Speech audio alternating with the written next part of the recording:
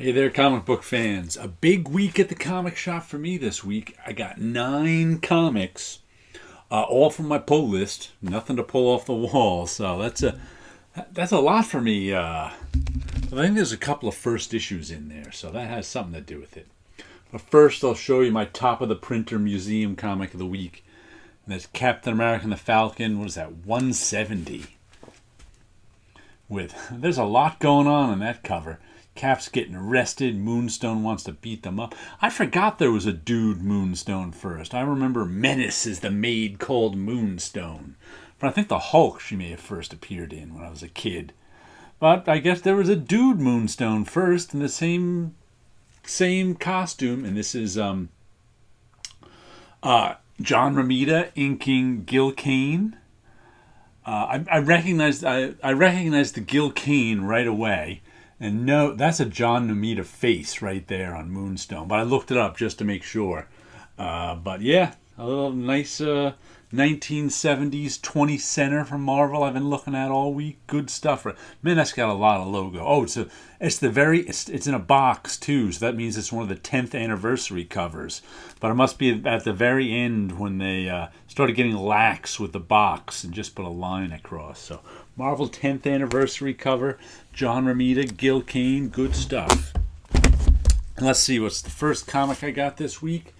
King Spawn, #1. I've been buying Spawn since it's a $3.99 book, so he suckered me into these. What is this, a $5.99 book or something? Where's the price? $5.99 book, big thick one. Spawn's gonna have 4. I like who's doing this. Art Javier Fernandez, Steven Segovia, Marco Takara, Philip Tan, and Brett Booth. So big thick comic. Lots of different Spawns in here. The last one I bought that was 64 pages, I said that was too much Spawn. This might be too much Spawn too, but what the heck? I figured I'd pick it up since I was buying the Spawn just because it was $2.99. So I may as well try the new first issues that are coming out too. Though, I think according to my comic shop owner, there's 400,000 to 500,000 copies of this book. So don't expect it to go up in price anytime soon. Then we've got Crisis in Infinite Quarantine, a new Cerebus in Hell book. I enjoy these comic strip books. That they vary from, each one usually has a theme. I can't imagine Dave Sim has a lot of funny things to say about COVID, so we'll see. I have to say that this one does not fill me with confidence that it'll be amusing.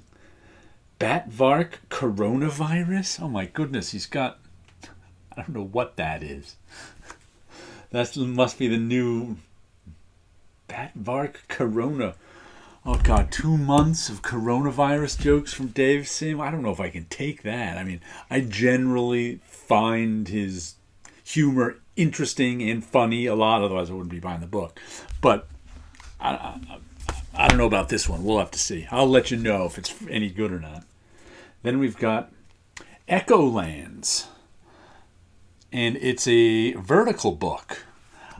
Issue #1. Oh boy. I think I just saw a preview of this. I don't remember knowing it was going to be vertical. But I remember I must have seen a preview. It's got a nice thick cover though. That'll help with its verticality. Oh. I think I saw the artwork in it and said, I'll get the first issue of that one. So I put the first issue on my pull list. I don't think I put the whole series on my pull list. Let's see, who's this by? Oh, this is J.H. Williams and W. Hayden Blackman, co-creators and co-writers. J.H. Williams III, art and design. Dave Stewart, colors. Todd Klein, letters. Nice team there, so we'll check that one. I haven't checked out any J.H. Williams in a while. Usually he does mainstream stuff. I think he did Batwoman for a while, which looked real nice, but I never read it. I read his years and years ago on Promethea, I remember. Then we've got Vinyl #3, which turned, the first issue was about this FBI guy and serial killer kind of facing off, and then the FBI guy got kidnapped by this woman who leads a cult. And the second issue was like this group of serial killers versus the cult, and they all seem to have some sort of mystical superpowers. So I don't know what the heck issue 3 is going to bring. It looks like we got more serial killer action. What was that? It's a wraparound. Thin cover on this one. And the art reminds me a lot of Invincible. So, I like the first two. We'll see what this third one brings us. Then we've got Usagi Yojimbo, a Dragon Bellow Conspiracy. With the Mouse Guard guy giving us these covers. What's his name? David Peterson. And this is like... this may have been the first sort of epic Usagi Yojimbo story. I don't remember if this went 6 or 12 issues or something, but you can already see it's much different than, like, a lot of Usagi Yojimbo stories are done in 1 or 2 or 3 parts maybe, and they only have a few characters. In this one, you know, they introduced, like in the first issue, half a dozen characters. Well, and he's, you know, moving all the pieces around the board of these half a dozen characters. But all good Usagi stuff. I wish they told us when this was originally printed. Remember when comics used to do that in their indicia? Originally printed in Amazing Spider-Man number 33. They don't do that anymore. That's annoying. And here we go with a Once and Future number 19. Boy, this book keeps on going, huh? They're up to issue 19. I think that's the beginning of a new story arc. Oh, wow. Fun couple of pages. It's about all of these sort of fairy tales and stories and legends coming to life. And Grandma Buffy the Vampire Slayer, and this is her grandson here, have to fight them and set it right, and they're all part of the story. And there's Grandma Buffy the Vampire Slayer right there. Can't remember her real name, but that's who she is. But been enjoying this with Kieran Gillen, Dan Mora, Tamara Bonvillain. Good stuff right there. Let's see, what else do we have? Speaking of good stuff, Norse Mythology, issue number 3. I've been enjoying the heck out of these. Neil Gaiman and Craig Russell. Never been a huge Neil Gaiman fan, but I'm a Craig Russell fan through and through. He's doing script and layouts, and he just adapts Neil Gaiman stuff. And Mark Buckingham is doing the penciling on this over the layouts of Craig Russell. So interesting. Wow, nice looking. And it's the Norse legend, Norse mythology, telling stories. The last one was about Loki, and there was one about Odin and frost giants and how people got poetry. It's good stuff. Volume 1 was excellent. This is excellent too. A-level stuff. Then we got Department of Truth number 12. Last 2 parts were a Bigfoot story. That was good.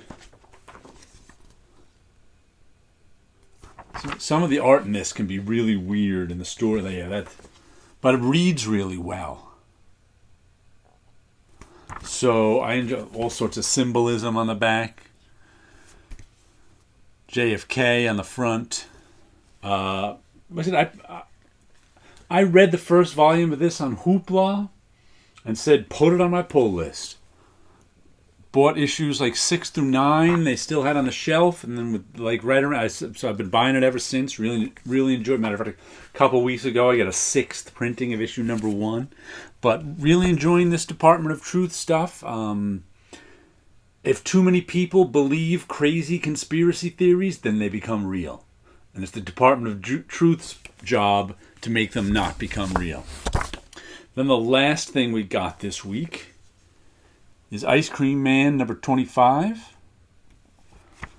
Who is this? Maxwell Prince is written by, and Martine Morazzo is the art. Colors, Chris O'Halloran. Lettering by good old Neon. Okay. This is another one I jumped on. I jumped on this with like issue 18. I heard good things about it. Matter of fact, I read the first volume of this on Hoopla and said, put it on my pull list. Someday I'll go back and get trades or something of other issues, or not. Who knows? I just read from here. I kind of had to put it out of my head because I had that same thing everybody has. Oh, well, I didn't start from issue 1, so I don't know if I want to read it now. Now I'm just going to read it. If I want to read something, I'm just going to read it. I either like it or don't. Sitting around and waiting to get issue 1 and hoping to get issue 1. I don't even look for issue 1s. So I'm just like, I'll just jump right in. I'll catch on. All right, let me show you a little artwork. Oh, first I want to show you, I showed you this painting last week and said it was almost done. I thought I was going to let it sit for a couple of days. Well, I let it sit for a couple of days, and I put in those 4 marks over there, which is, I think I mentioned that as I was showing this. I'm like, I need 4 marks over there. Then the last things I put in were these sort of whisker marks.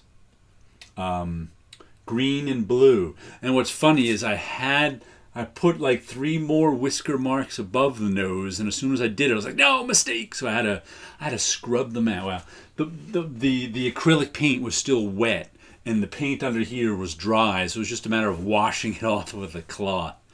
Well, yeah, those are the last marks to go on. Those 3, those 4, those 4. Oh, there's another 3 over here too. So a set of blue on either side and a set of red on either side, and it was done. And excuse me. And here is my pardon. Dreams of Things number 118. I just finished marker coloring this strange Dreams of Thing where this strange polka dotted green guy is looking at this art. Notice I kept the art in all mostly primary colors except for some grays, and everything else is the secondary, tertiary colors. So most of the art's about to poke him in the eye too, the way it's looking at him. But this is one of those really weird. Sometimes I do stuff and I'm like, what is that? But that's what it's about. It's about dreaming up stuff. It's about walking the edges of the dream world and seeing what's out there. And this is what's out there. So there you go. Little art, some comics, and you guys have a good week out there.